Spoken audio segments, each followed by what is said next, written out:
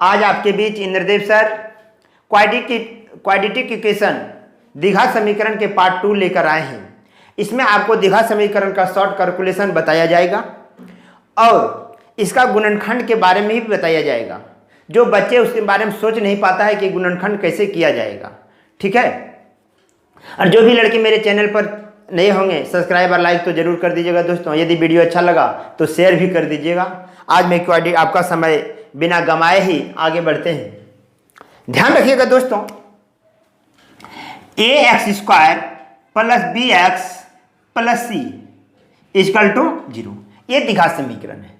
इसको जब मैं कैलकुलेशन करूंगा तो ध्यान रखिएगा कुछ नहीं करना है। इसमें b को इस रूप में तोड़ना है। मान लीजिए b को मैंने तोड़ा m और n में, जब m और n में तोड़ दिया तो ध्यान रखिएगा इसका शर्त होना चाहिए m इंटू n बराबर इस गुणनफल के बराबर होना चाहिए। चिन्ह का साथ ध्यान रखिएगा, इसका चिन्ह और इसका चिन्ह के साथ ध्यान रखिएगा गुणनफल होना चाहिए a इंटू c। और m और n प्लस माइनस मतलब जोड़ने और घटाने पर ये क्या होना चाहिए दोस्तों, b के बराबर होना चाहिए चिन्ह के साथ। चिन्ह पर विशेष ध्यान रखिएगा दोस्तों,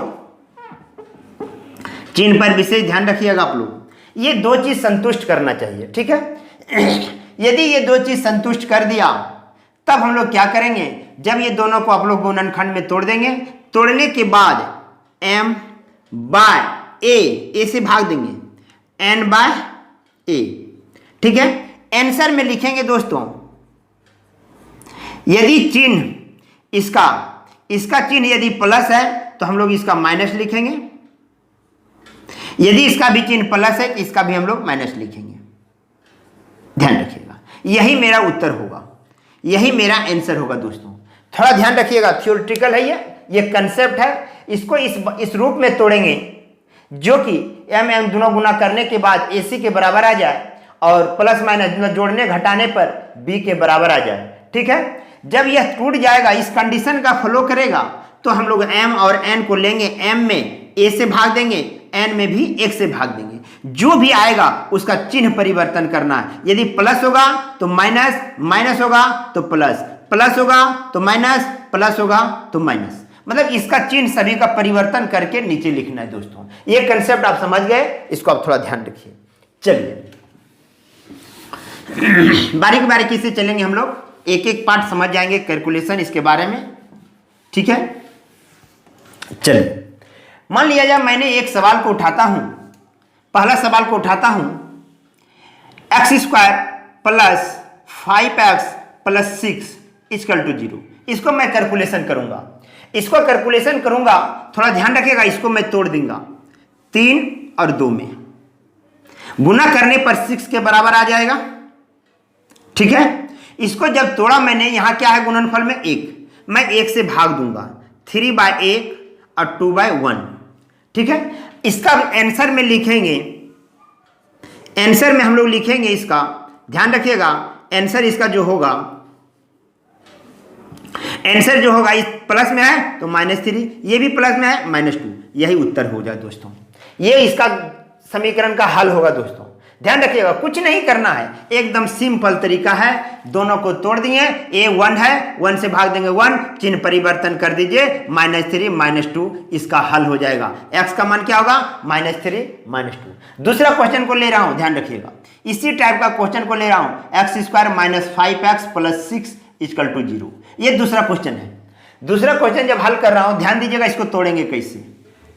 अब -3 अब -2 हो जाएगा, क्योंकि दोनों को जोड़ने पर -5, गुना करने पर +6 5 आएगा। अब इसका आंसर लिखेंगे x बराबर, x का मान +3 और +2, ये हो जाएगा दोस्तों x का मान, ठीक है। ये x का मान, ये दूसरा कंडीशन हुआ।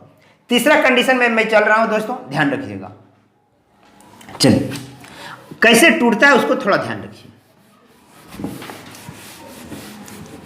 तीसरा सवाल पर चलिए आप लोग। मान लीजिए इसको मैंने माइनस कर दिया, जब माइनस किया तो इसको आप तोड़ना है, ये आपका तीसरा नंबर पॉइंट है।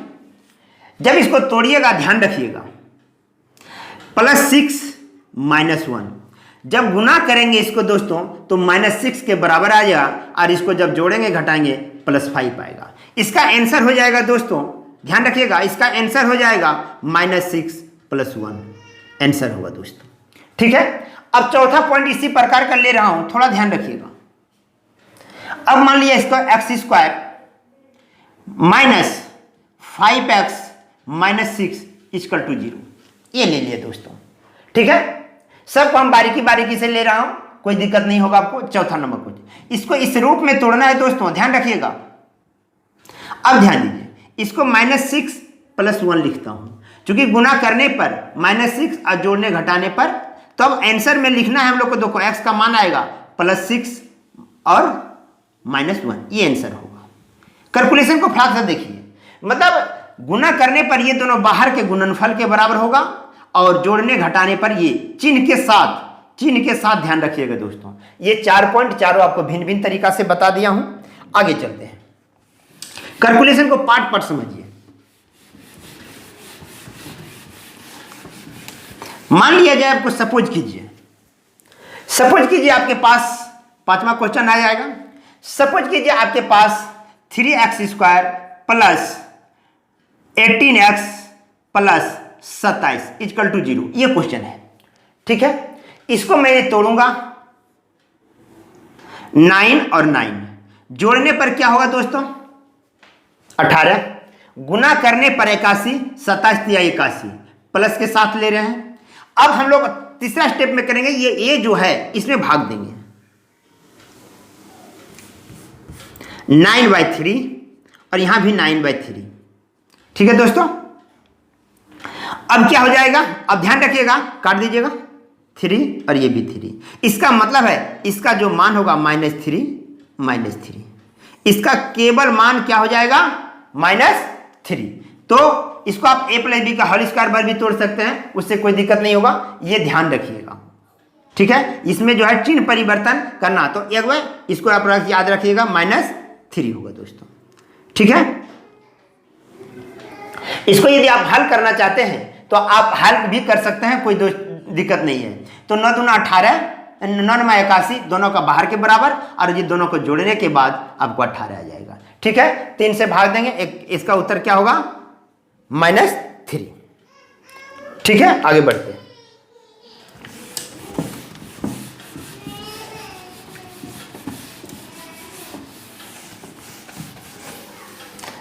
मान लीजिए मैं इसको क्वेश्चन को ले रहा हूं, 4x + 7x + 3, 4x² + 7x + 3। ठीक है, अब ध्यान रखिएगा, इसको मैं जब तोड़ूंगा तो दोनों किसके बराबर होगा, आपको 12 के बराबर, और जोड़ने घटाने पर क्या ना, तो इसको हम लोग तोड़ेंगे 4 और 3। अब हम लोग a से भाग देंगे, दोनों में भाग दे दिए, ये आ गया 1 और ये आ गया 3/4। अब इसका आंसर जो लिखेंगे दोस्तों, आंसर जो लिखेंगे -1 और -3/4। चिन्ह परिवर्तन करना नहीं छोड़िएगा, ये आपका इसका शॉर्ट कैलकुलेशन है। कोई भी सवाल दे दे इस पर, यदि यह टूट गया आपका, तो इसका जैसा शॉर्ट कैलकुलेशन कोई नहीं होगा। थोड़ा ध्यान रखिएगा कैलकुलेशन पर दोस्तों। इसको ऐसे तोड़ना है कि गुना करने पर बाहर के गुणनफल के बराबर आ जाए, और जोड़ने घटाने पर बीच वाला आ जाए। ठीक है, और उसको तोड़ने के बाद a से भाग देना है, उसके बाद चिन्ह परिवर्तन कर देना है।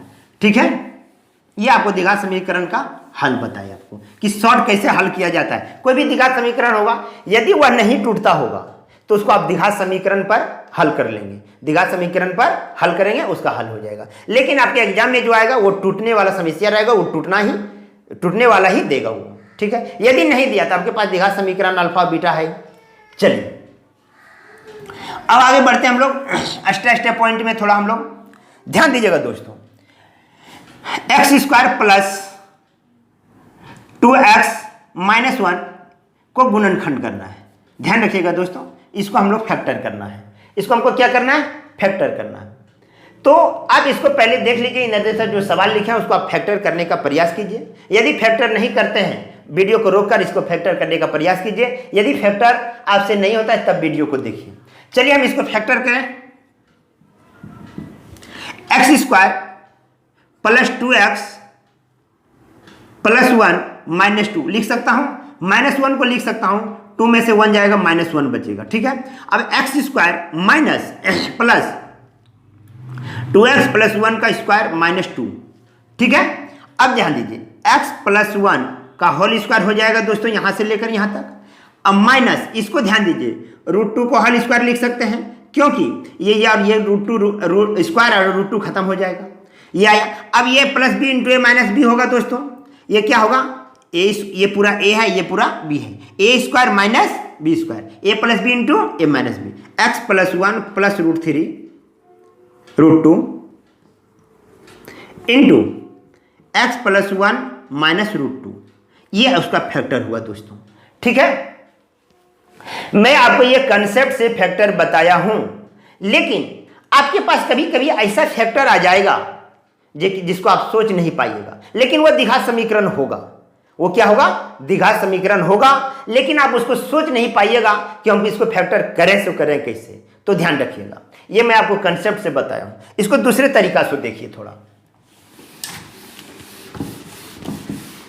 यहां से मैंने पहला नंबर कि कोई भी द्विघात समीकरण होगा ax square plus bx plus c, यदि द्विघात समीकरण होगा, थोड़ा बड़ा बड़ा लिख देता हूं, ax square plus bx plus c, तो इसका होता है गुणनखंड a into x minus alpha into x minus beta. ध्यान रखिएगा दोस्तों, ये उसका फैक्टर होता है। ठीक है, जब इसका ये फैक्टर होता है तो ध्यान दीजिएगा, इस समीकरण से हम अल्फा और बीटा का मान निकालेंगे। किसका मान निकालेंगे, अल्फा का बीटा।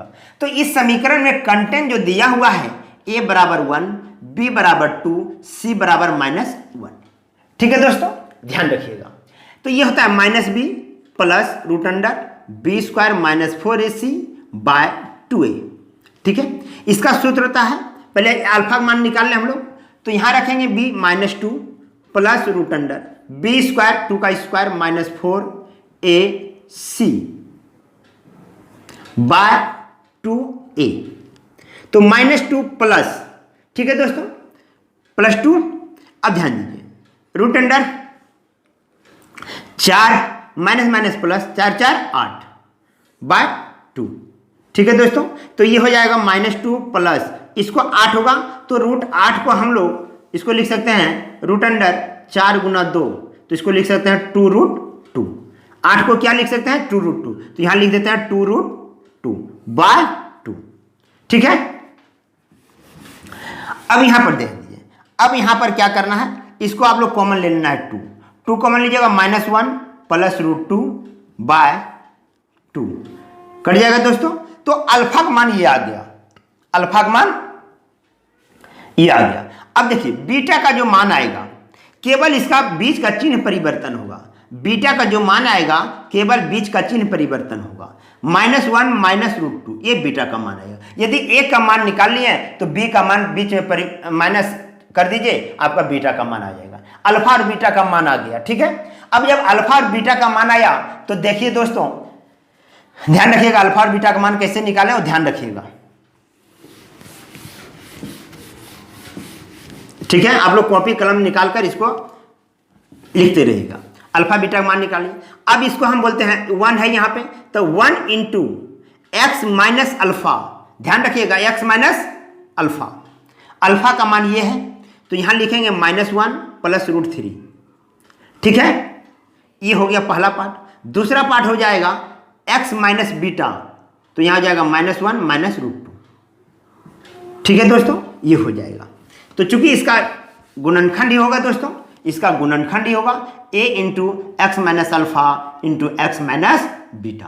तो अल्फा और बीटा मान निकाल लिए, तो अब इसको 1 हटा दें, अब हो जाएगा x minus minus minus plus 1 minus, यहाँ √2 होगा दोस्तों, सॉरी -2, ये आया। और दूसरा x प्लस 1 प्लस √2, ये दोस्तों आपको द्विघात समीकरण का गुणनफल है। तो ध्यान रखिएगा दोस्तों, यदि आपके पास कोई द्विघात समीकरण होगा तो उसका गुणनखंड निकलेगा, उसका गुणनखंड निकलेगा। पहला बात ये जान जाइएगा। यदि आपसे समझ में नहीं आ रहा है कि हम उसको कैसे अरेंज करें, तो सबसे पहले अल्फा का और बीटा का मान निकालिएगा दोस्तों। किसी बच्चे को यदि आप प्रमोट करते हैं, किसी बच्चे को आप पढ़ाते हैं, 10th क्लास बच्चे को यदि पढ़ाते हैं, तो सबसे पहला बात है कि उसको जो है अल्फा और बीटा का मान निकाल लीजिएगा। अल्फा और बीटा का मान निकालने के बाद इस समीकरण में आप पुट कर दीजिएगा, उस समीकरण का गुणनखंड हो जाएगा दोस्तों। ठीक है, इतना पार्ट ध्यान से याद रखिएगा, इसको मैं कंसेप्ट से और ऐसी से मिला। तो सबसे पहले यदि कोई द्विघात समीकरण का यदि गुणनखंड नहीं निकल रहा है तो सबसे पहले उसका अल्फा और बीटा का मान निकालिए और इसमें पुट कर दीजिए उस समीकरण में, आपका गुणनखंड निकल जाएगा दोस्तों। ठीक है, आगे बढ़ते हैं। मैं यह समझा रहा हूं केवल, थोड़ा छोटा सा उदाहरण लेता हूं, ध्यान रखिएगा। मान लिया जाए 3x square plus 5x plus 2 equal to 0। मान लिया इसको मैं फैक्टर करना चाहता हूं, इसको मैं फैक्टर करना चाहता हूं। तो ऐसा फैक्टर है, इसको आप तुरंत कर लेंगे। ऐसा फैक्टर है 3x square plus 3x plus 2x plus 2, factor में बराबर 0 नहीं रहेगा, ध्यान रखिएगा। फैक्टर में 0 बराबर नहीं रहेगा, इसको फैक्टर कर दे रहे हैं। 3x कॉमन लीजिएगा, x प्लस 1 प्लस 2 कॉमन लीजिएगा, x प्लस 2, x प्लस 1। तो x plus 1 into 2x plus 2, 3x plus 2। ठीक है, ये ध्यान रखिएगा, ये उसका फैक्टर हुआ। लेकिन यह फैक्टर को थोड़ा यहाँ फिर समझिए, इस फैक्टर को थोड़ा समझिए दोस्तों। इसका फैक्टर होगा a into x minus alpha into x minus beta. ठीक है, अब ध्यान दीजिएगा, अल्फा का मान निकाल लेंगे, minus B plus root under B square minus 4ac by 2a।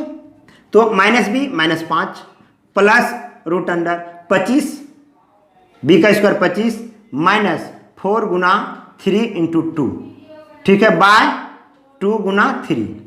ठीक है, माइनस 5 प्लस, अब देखिए चढ़ते 12, 12 दूना 24, तो रूट अंडर 25 में से 24 जाएगा 1 बाय 6। अब यहाँ क्या आएगा दोस्तों, माइनस 5 प्लस 1 बाय 6 बराबर माइनस 4 बटे 6। ध्यान रखिएगा दोस्तों, ये 6 काट दीजिएगा, माइनस 2 बटे 3, ये आया दोस्तों। ठीक है, आगे बढ़ते हैं। ये आया अल्फा का मान। अब इसमें जो है बीटा का मान निकाल लें, थोड़ा ध्यान दीजिएगा कैसे यूज करते हैं। ये यदि बीटा का मान हम निकालें यहाँ पे, तो यहाँ माइनस कर देना होगा। तो माइनस 5 माइनस 1 बटे 6, तो माइनस 6 बटे 6 बराबर क्या निकलेगा दोस्तों, माइनस 1। तो अब यहाँ पर देखिए, ये आ गया मेरा अल्फा का मान ये और बीटा का मान ये आ गया। चलिए आगे बढ़ते हैं। अब ध्यान दीजिए, इसको मैं निकालना चाहता हूं, a है 3 into x minus alpha, x minus alpha, x minus alpha, alpha का मान क्या है माइनस 2 बटे 3 into x minus beta, x minus beta, beta का मान क्या है दोस्तों माइनस 1। ठीक है, तो अब यहां से क्या हो जाएगा 3 इंटू एक्स प्लस 2 बटे 3 इंटू एक्स प्लस 1। अब यहाँ एलसीएम लेंगे दोस्तों, 3 into x 3x plus 2 by 3 into x plus 1। ठीक है, ये और ये कट जाएगा दोस्तों। फिर देखिए 3x plus 2 into x plus 1, आपका ये फैक्टर हो गया दोस्तों, ये ध्यान रखिएगा। ठीक है, ये फैक्टर हो गया। तो यदि कोई बड़ा फैक्टर आ जाए द्विघात समीकरण, जिसकी दिमाग आपका काम नहीं कर रहा है, तो वहां अल्फा और बीटा का मान निकाल के इसको सावधानी चिन्ह के साथ बढ़िया से इसको सजा दीजिएगा दोस्तों, उसका वो फैक्टर होगा। यदि कोई भी द्विघात समीकरण, तो याद रखिएगा आज से यदि पृथ्वी पर कोई भी द्विघात समीकरण आपके पास आ जाए तो उसका फैक्टर निकलेगा और निकलेगा। कोई ही टीचर आपको बोले फैक्टर नहीं होगा, ऐसा कभी नहीं होगा दोस्तों। यदि कोई द्विघात समीकरण है तो आपका फैक्टर होगा। ठीक है, आगे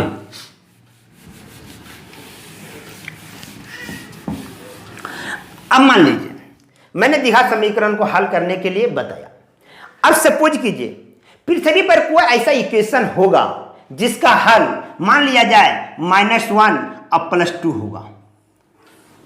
ठीक है, अल्फा का मान ये और बीटा का मान ये दे दिया। कोई भी समीकरण होगा पृथ्वी पर कोई भी समीकरण एक होगा जिसका हल -1 और +2 निकलेगा।